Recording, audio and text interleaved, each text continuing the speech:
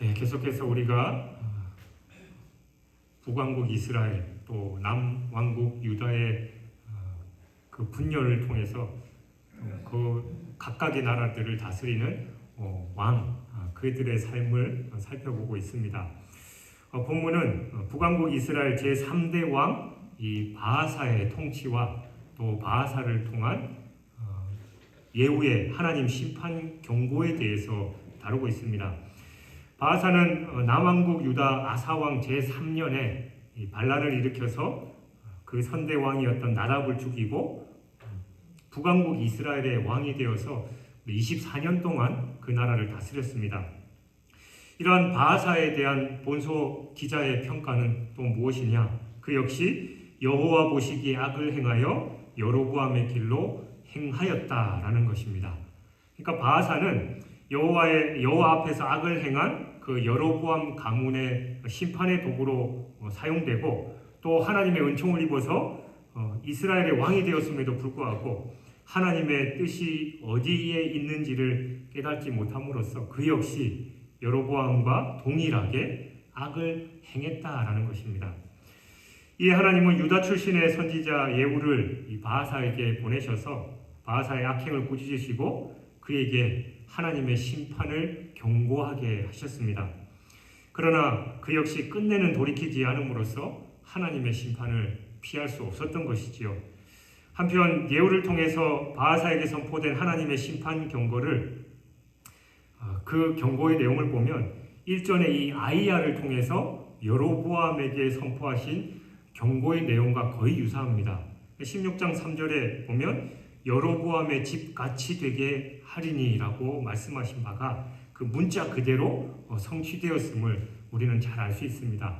그래서 오늘 본문의 내용을 가지고 하나하나 살펴보면서 우리가 함께 은혜를 나누겠습니다.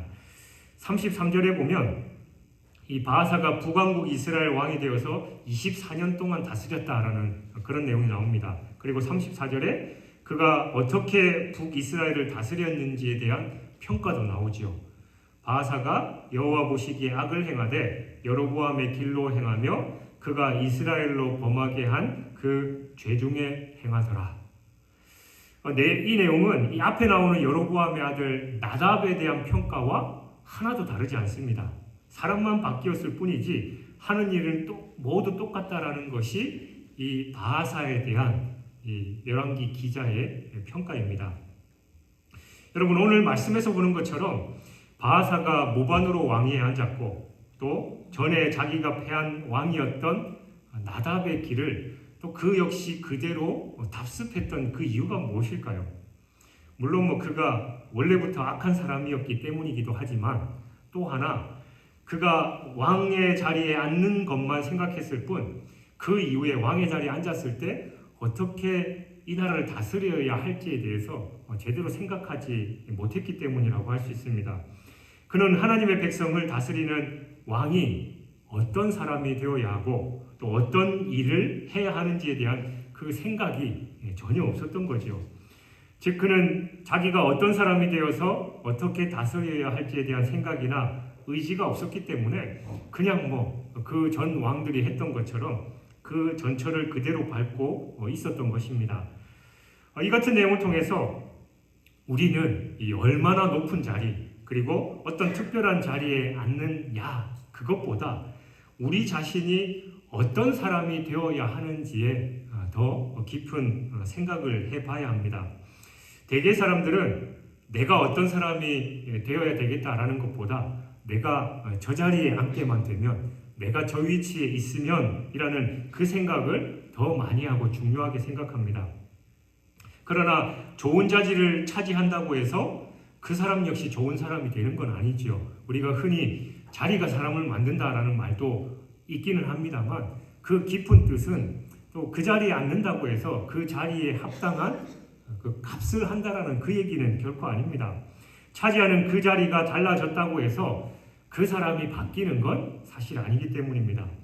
만일 어떤 사람이 누가 자기 자신은 이 좋은 사람이 되지 못했음에도 불구하고 이 좋은 자리에 앉고 또 자기 자신이 바뀌지 않았는데도 불구하고 더 높은 더 나은 자리에 옮겨 앉았다면 사실은 그건 복이라기보다 화일 뿐입니다.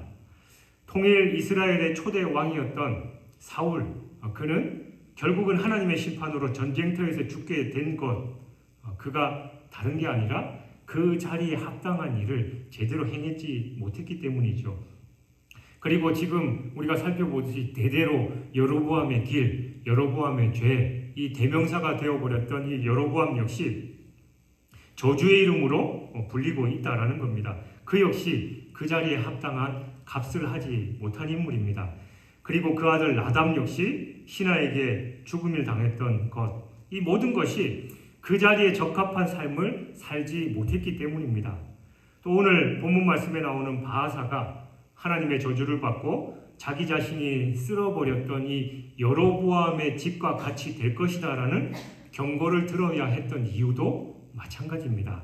그러므로 여러분, 우리는 하나님의 사람으로서 이 세상 사람들이 구하는 것과 같은 그 어떤 자리에 앉으려는 그 욕망보다, 그것에 사로잡혀 있기보다는 먼저 하나님 앞에서 내가 어떤 사람이 되어야 하는지를 생각해야 합니다.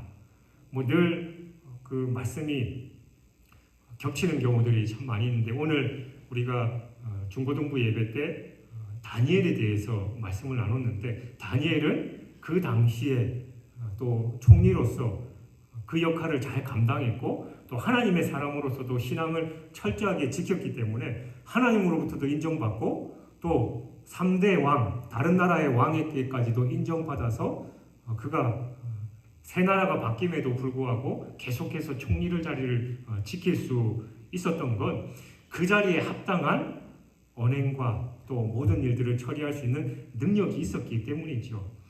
누구든 먼저 하나님 앞에 합당한 자로 자기를 준비해 나간다면 하나님은 요셉이나 다윗과 같이 또 다니엘과 같이 비천한 자리에서 그를 올리셔서 높은 자리에 세우실 것이고, 그가 준비된 만큼 그 자리에 감당하는 직무나 범사에 행하는 그 모든 것들이 복되고 아름다운 것들이 되도록 축복해 주실 것이다 라는 겁니다.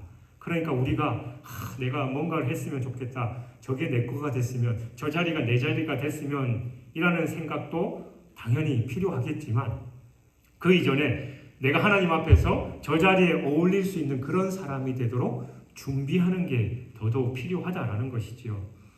그리고 16장 1절에서 우리는 선지자 예후가 하나님의 말씀이 자신에게 임하자 자기가 거하는 땅도 아니라 북이스라엘까지 가서 그 나라를 다스리는 왕을 책망하는 장면을 볼 수 있습니다.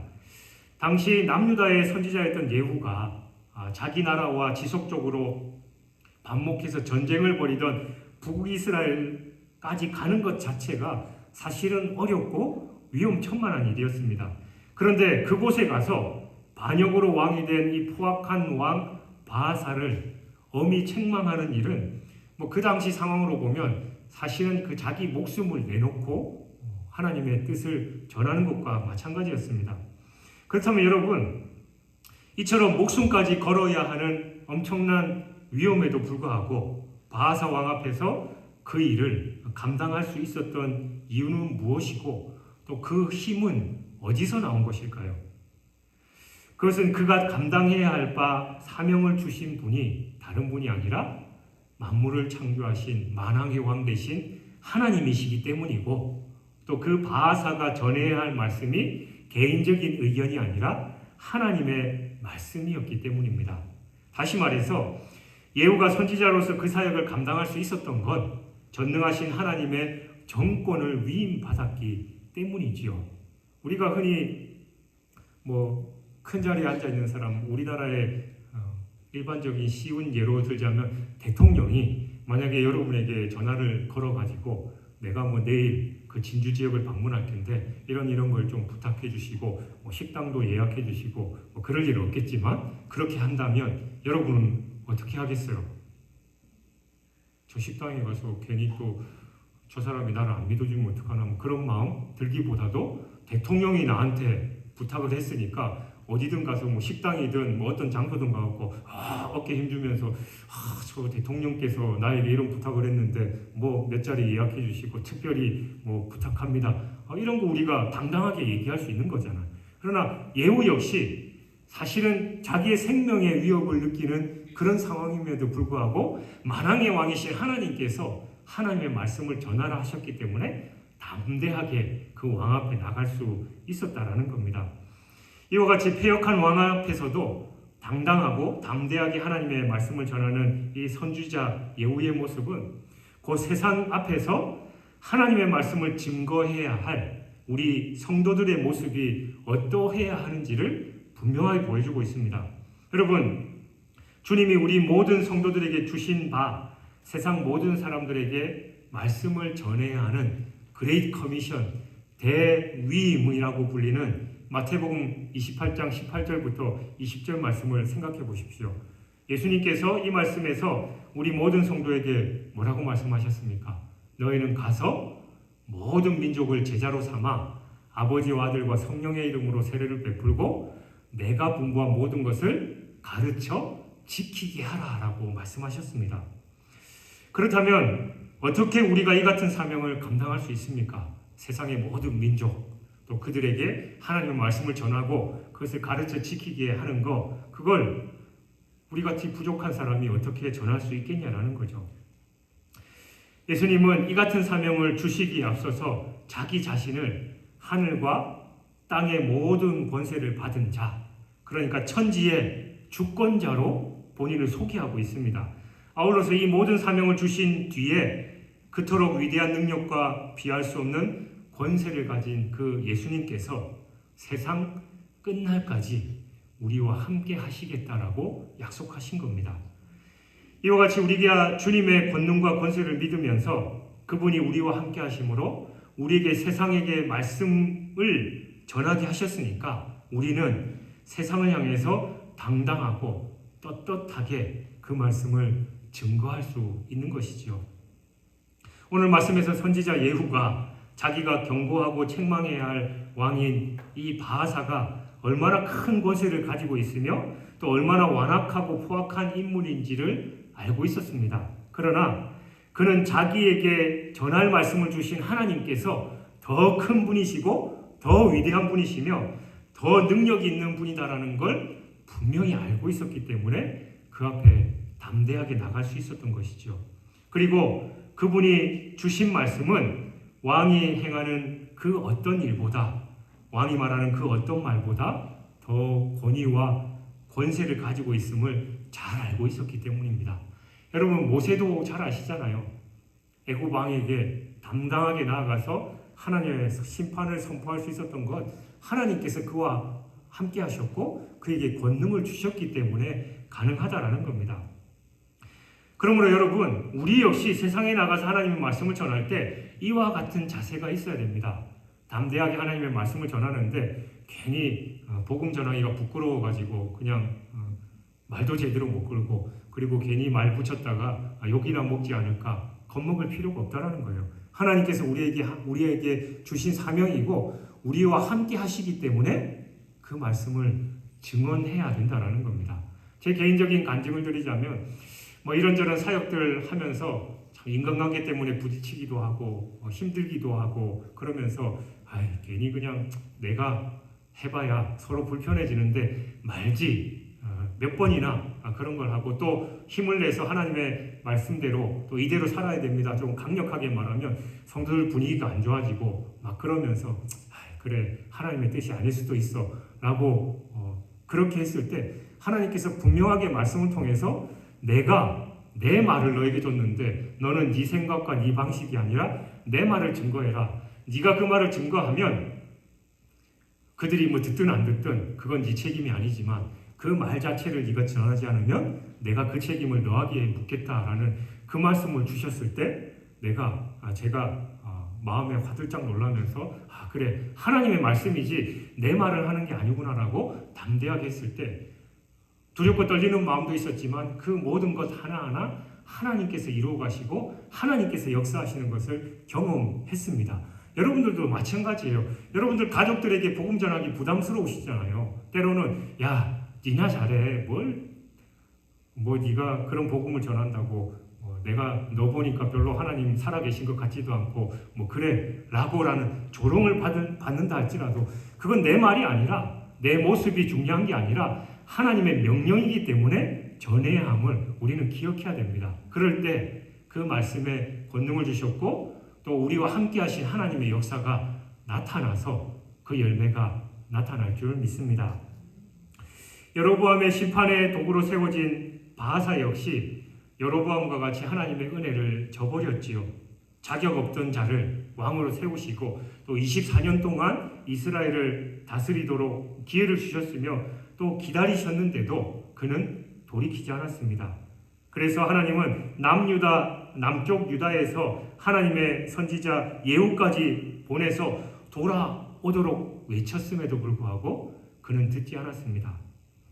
2절에서는 바하사가 여로보암의 길로 행해서 하나님을 경록케 한 사실에 대해서 말씀하고 있고 또 3절과 4절에서는 그로 인해서 그가 당할 운명이 어떤 것인가 말씀하고 있습니다. 티끌 같은 인생을 들어 쓰셔서 왕으로 세우셨는데 그 은혜를 잊고 바하사는 계속해서 패망한 여로보암의 길로 달려갔습니다.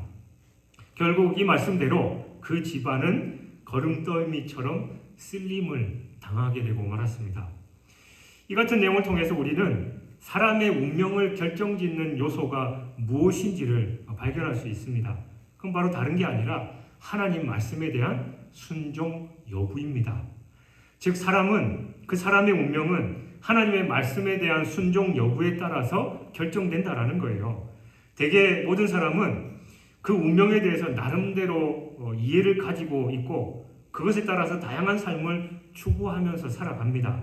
모든 사람들이 운명에 대해서 가지고 있는 이해 가운데 가장 두드러지는 두 주류는 이미 태어났기 전부터 불행한 인생과 행복한 인생이 결정되어 있다라는 그렇게 말하는 숙명론, 그리고 운명을 부정하고 오직 사람의 인생의 행복과 행복과 불행은 개척하는 자에게 주어진 것이다라고 얘기하는 운명 개척론자들이 있다라는 거예요. 어떤 사람은 그래 누구는 다이아몬드 수저, 금수저로 태어났으니까 뭐 그렇고 나는 흙수저 중에서도 그냥 흙수저로 태어났으니까 어쩔 수 없어 그냥 운명에 수긍하면서 살아가는 사람이 있는가 하면 내가 비록 흙수저로 태어났지만 저 다이아몬드 수저들보다 더 잘 살 수 있어라고 자기의 인생을 최대한 개척하고 노력하는 그런 두 부류로 나눠집니다. 그러나 이 둘 중에 그 어느 것도 바르지 않고 완전하지 않습니다.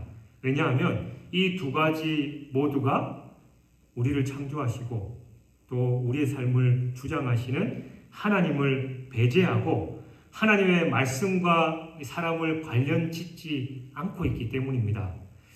이런 일반적인 견해와 비교해서 성경의 가르침을 살펴보면 성경은 사람의 운명을 다른 무엇보다 하나님의 말씀의 결부에서 설명해 주고 있다는 걸 우리는 기억해야 됩니다. 물론 성경에서도 운명론자들이 주장하는 것처럼 사람의 운명이 분명히 나누어진다라고는 말하고 있습니다. 그러나 그것은 숙면론적으로만 결정되는 것도 아니고 사람의 노력에 의해서만 결정되는 것도 아닙니다. 성경에서 가르치는 바 사람이 처해지는 운명은 물론 영혼의 측면에서 하나님의 택하심이다라는 걸 전제하고 있긴 하지만 이 땅에서 그 하나님의 말씀에 순종하느냐 그렇지 않느냐를 통해서 결정된다라는 겁니다. 즉 하나님의 택하심이 인간의 행복과 불행을 결정하지만 그것은 하나님의 말씀에 순종하느냐 그렇지 않느냐에 의해서 결정되고 입증된다라는 그런 말입니다. 그럼에도 단지 자기가 하나님께 선택함을 받았다라고 믿고 아무 노력도 하지 않는 자들은 하나님이 주시는 그 행복과 아무런 상관이 없는 자들입니다. 또 하나님의 말씀을 버린 채 인간적인 노력만을 거듭하는 자들 역시 진정한 행복, 즉 하나님이 주시는 영원한 축복과는 상관없는 그런 자들이지요. 우리가 반드시 기억해야 할 건 오로지 하나님의 말씀을 인정하고 또 그 말씀에 순종하는 자에게만 하늘의 축복이, 그 영원한 축복이 약속되어 있고 이 땅에서도 천국의 복을 체험하는 복된 삶이 계속될 수 있다는 겁니다. 그러면 여러분이 매일매일 축복된 삶을 영위하면서 더 아름다운 내일을 약속받고 싶다면 다른 그 무엇보다도 하나님의 말씀에 마음을 두고 그것에 순종하시기 바랍니다. 전에 혹 여러분들이 불순종해서 내일이 없는 것처럼 절망스러운 지경에 처했다면 다시 말씀으로 돌아가십시오. 종교개혁의 핵심 화두가 뭐였습니까? 오직 말씀으로 돌아가는 거죠. 저도 매일 새벽마다 한국교회와 영적 지도자들을 위해서 기도할 때 하나님, 저들이 말씀으로 돌아가야 됩니다. 본질을 회복해야 됩니다. 그런 기도를 합니다. 다른 게 아니에요. 말씀을 붙잡고 살아야만 우리가 올바른 길을 갈 수 있습니다. 또는 온갖 인간적인 노력을 다해도 열리지 않는 현실 속에서 혹시 힘들어하고 계시지는 않습니까? 새롭게 말씀을 향해서 마음을 열고 말씀을 따라 살아가십시오. 내가 복음, 내 뜻대로 말씀을 해석하지 말고 그 말씀에 온전히 순종해 보십시오. 제가 근래에서 하나님, 내가 이렇게 나름대로 노력하고 하는데 하나님은 왜 제게 이러십니까? 이제 그런 한탄의 기도도 한 적이 있는데 그럴 때마다 하나님께서 제 마음에 주신 말씀이 네가 내 말에 온전히 순종했느냐? 순종한다고 하면서 또 내 말을 또 적당하게 해석하면서 네가 원하는 대로 왜곡하고 그렇게 네 스스로가 믿어버리지 않았냐? 그래놓고 왜 나를 택하냐? 나는 분명히 내 뜻은 이거다라고 분명히 말했는데 왜 네가 내 말을 곡해하고 네가 원하는 대로 해석해놓고 하나님 왜 내게 이러십니까? 라고 따지고 있느냐? 그 말씀을 주시더라고요. 여러분은 그렇지 않으셔요? 내가 좋아하는 말씀, 복과 관련된 말, 건강하고 내가 행복한 그 말씀은 아멘 할렐루야 두 손 들고 받아들이지만 요즘같이 계속해서 심판의 메시지, 우리가 새벽에도 선지서를 묵상하면서 심판의 메시지가 나오고 또 여러분들의 이 잘못된 모습을 보면서 돌이키지 않으면 심판한다라는 그 하나님의 말씀에 괜히 부담스럽고 이건 내 말이 아니라 저 왕 얘기지 또 저 나라 얘기지 몇천 년 전에 이스라엘 얘기지라고 우리 스스로가 그렇게 해석해 버리고 있지 않은지 우리를 돌아봐야 된다는 겁니다. 옛날 그 말인 것 같지만 하나님은 지금 이 시간 여러분에게 주시는 말씀임을 기억해야 됩니다. 우리도 사실 하나님 보시기에는 티끌과 같은 존재였잖아요. 아무것도 아닌 존재이고 하나님 보시기에 그냥 쓸어버릴 그럴 존재에 불과했습니다. 그렇지만 우리는 하나님의 선택으로 인해서 사랑받는 자가 되었기 때문에 하나님은 우리를 소중하게 여기십니다. 그래서 우리가 잘못된 길로 가도 그냥 우리를 버려버리시는 게 아니라 우리가 돌아오도록 기다리시고 때로는 말 안 들으면 매를 들어서라도 하나님의 뜻을 깨닫게 하신다는 거예요. 그렇게 우리가 하나님의 사랑을 받으면서 살기에 우리는 하나님의 은혜에 감사하는 삶을 살아갈 수 있는 것이지요. 그래서 매 순간 우리가 하나님의 은혜를 기억하면서 감사와 영광을 하나님께 올려드리길 주님의 이름으로 축원합니다.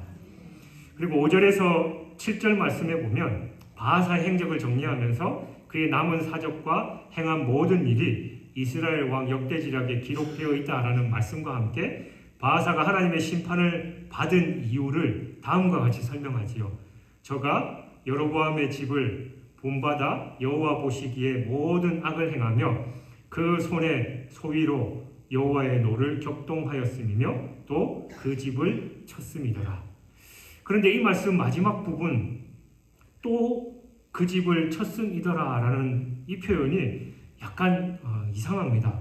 이 말은 바하사가 여로보암을 쳤다라는 말인데 그건 분명히 하나님께서 여로보암의 집의 악행에 대한 심판의 대리자로 이 바하사를 세웠기 때문이잖아요.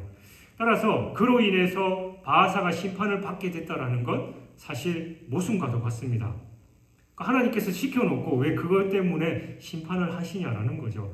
그러나 이 부분에 나오는 이 또라는 이 말을 올바로 이해하면 우리 문제가 자연스럽게 해결되는데 이 또라는 말의 히브리어는 알이라는 단어인데 이 단어는 또 그리고라는 뜻만 있을 뿐만이 아니라 그럼에도 불구하고라는 뜻을 가지고 있습니다.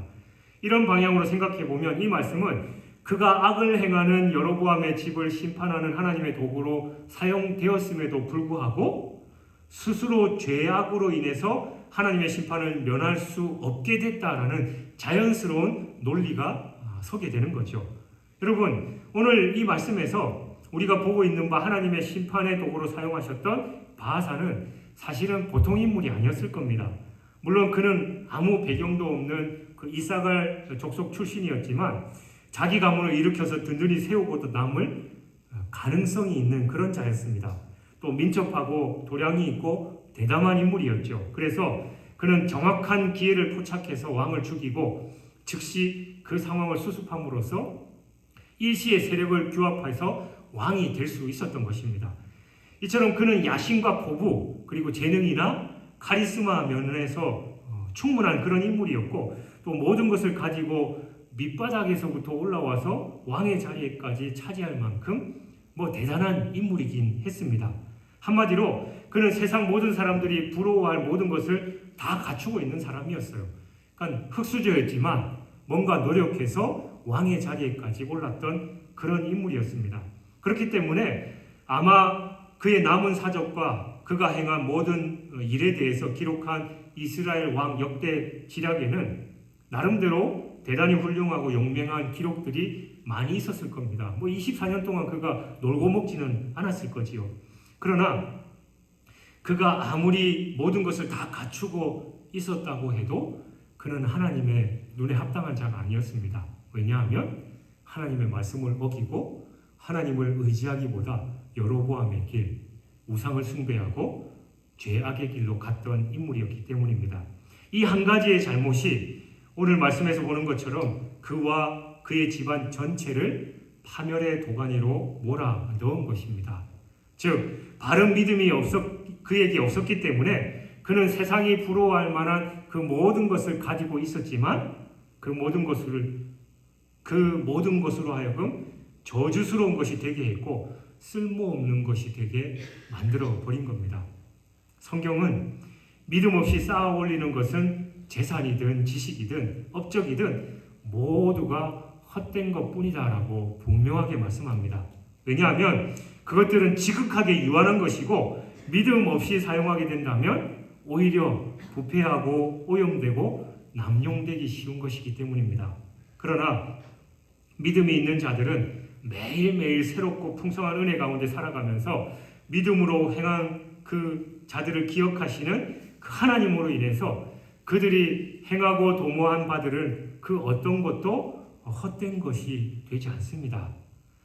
또 하나님은 우리가 당신을 믿는 믿음으로 어떤 것을 행하든지 그 모든 것이 하나님 앞에서 기억되고 또 하늘의 상급으로 쌓일 것이다 라고 말씀해 주셨습니다. 그렇다면 여러분, 우리는 삶에서 무엇을 추구하면서 또 무엇을 위해서 무엇을 노력하면서 살아야겠습니까? 하나님을 알지 못하는 사람들은 모두 다 더 많은 지식과 재능, 또 재산, 권세와 명예 등을 추구하면서 살아갑니다. 물론 우리 성도들도 그런 것들 추구해서는 안 된다라는 말은 아닙니다. 하지만 여러분, 이런 모든 것들을 다 얻고 누리고 살아간다 해도 믿음이 없다면 아무 소용이 없습니다. 그러므로 우리는 어떤 일을 하든지 또 어떤 계획을 세우든지 또 어떤 것을 얻으려 하든지 모든 믿음 안에서 모든 것을 추구하고 갖고 가야 하는 것입니다. 그렇게 할 때 우리가 이 땅에서 구하고 얻으려고 하는 모든 것들 역시도 믿음 안에서 되기에 더 값지고 가치 있는 것이 된다라는 것이죠. 왜냐하면 하나님께서 믿음 안에서 행하는 그 성도들의 모든 일들을 책임져 주시고 그들을 바른 길로 인도하시기 때문입니다. 하나님과의 관계, 믿음만 온전히 지키고 말씀에 순종하게 되면 잘 될 수밖에 없어요. 근데 나는 그런 것 같은데 왜 잘 되지 않는가? 거듭 말씀드리지만 말씀으로 돌아가야 됩니다. 말씀을 더 깊이 묵상하고 성령께 깨달을 수 있는 지혜를 주십사. 그리고 그 깨달은 말씀대로 순종할 수 있는 그 능력을 주십사. 기도해야 되는 것이죠. 사랑하는 여러분, 우리 인간들이 범하기 쉬운 오류들 가운데 하나가 바로 다른 사람의 잘못을 크게 보면서도 자기 잘못은 보지 못한다라는 겁니다. 그래서 예수님이 뭐라고 말씀하셨습니까?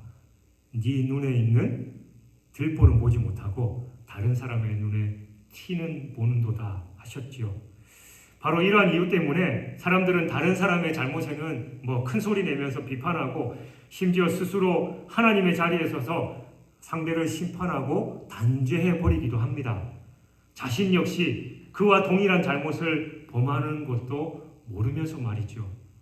바하사는 여로보암 가문의 악행을 보고 더 이상 참지 못하고 혁명을 일으켜서 여로보암 가문을 멸하고 왕의 자리에 앉았습니다. 그러나 바하사는 자신이 여로보암 자리에 앉자 그 또한 여로보암과 동일한 악을 행하고 마침내 하나님의 선지자로부터 준엄한 심판 선고를 들어야만 했습니다.